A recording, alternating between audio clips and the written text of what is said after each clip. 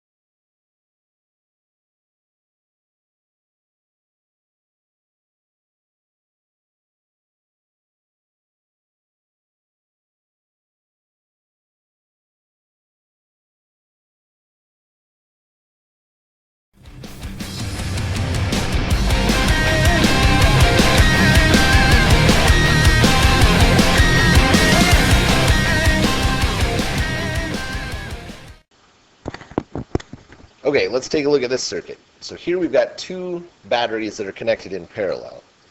Now we know in a series circuit, if two batteries get put together, they can either add to their the voltage and increase the voltage if they're working together, or they can work against each other and decrease the total voltage. But in a series circuit, whatever, the batteries are going to change the overall voltage depending on how many batteries there are. But in a parallel circuit, that doesn't happen. Here, this circuit, this resistor down here, is going to have a voltage drop of 1.5 volts. It's not going to matter that there's two batteries. We could put 50 batteries on here, and it's still going to get 1.5 volts because the voltage difference between any place on here and that resistor is going to be that total voltage. So why would you ever want to put these in a circuit like this? Well, there's a couple reasons. Number one, if we look at this middle battery here, let's say that one got disconnected. There was a cut in it or something in the connector. This resistor would still be able to work. So because each of the batteries are kind of independently creating a voltage there, just cutting one of the batteries out doesn't change it, and the object can still work. And you'll see this sometimes. It's not very common for reasons we'll talk about later, but sometimes you'll get an electronic thing where it will work even if one of the batteries is out or a couple of batteries is out. So that's one reason to have a parallel circuit. The other reason is each of these batteries may provide the same voltage, and it doesn't change the voltage, but because there's two of them, they only have to provide half of the overall current to that resistor right there. So let's say this resistor had a resistance of, I don't know, let's make this easy, 10 ohms. Okay, we know we can find the current going through that resistor, and that would be by taking the voltage divided by the resistance. So 1.5 divided by 10 gives us 0.15 volts, or 0.15 amps. So that's how much current is going through there. But half of that current will come from one battery, and half of that current will come from the other. And so the total amount of current that is needed from each battery drops by each battery that you add to the circuit. And so that can do a couple of things. Number one, you don't get as much current moving through the supply wires. Number two, it means that those batteries will last longer. And that's kind of the main reason you would want to hook these up in parallel. So in this case, putting those batteries in there, they'll last, probably close to twice as long because each of them is drawing a little bit, or half the current.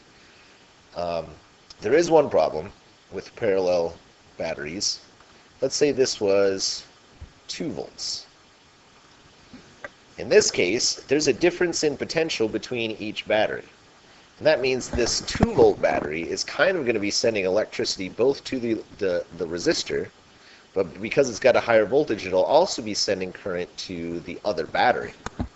And that's going to basically make this battery not as powerful. It can't provide as much voltage because it's kind of being taken up. It's going to drain it, and it can actually heat up this other battery and make it explode. So in anything you ever get, I would say, be comfortable in saying you'll never see two different voltage batteries in parallel. And that actually, to try to figure out the current that's running through this resistor now is really complicated, and you have to look at internal resistances of batteries and everything.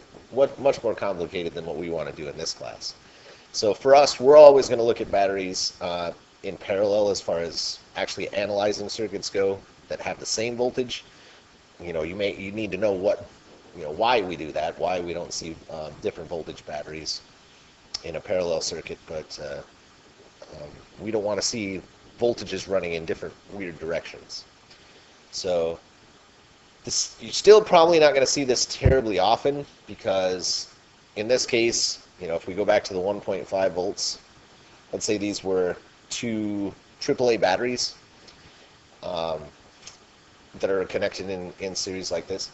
What would actually be easier is to take out this whole line right here, get rid of this battery, and just make this a AA battery or a C battery instead.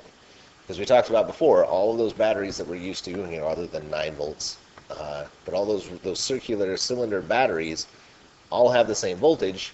The only difference is they last longer based on how big they are. Because having a dud battery in here, one that isn't working right, can drain the other battery, you still usually don't see this setup where you have two batteries that are in parallel, because it really is easier usually just to throw in a bigger battery, and it's going to provide the same situation. It's going to last longer than the single one, but you don't have that worry of having a vampire battery, a vampire voltage that is going to steal voltage from the other thing. So that's pretty much all we have to do as far as parallel batteries go. I've got another worksheet for you. This one is going to have some more conceptual questions. You need to think about what's going on with those. And then you'll have a circuit that you'll have to draw. So try to work on those. We will go over those on Monday when I'm back. And on Monday we'll talk about circuit breakers and fuses as well. So give those a try, and I will see you next week.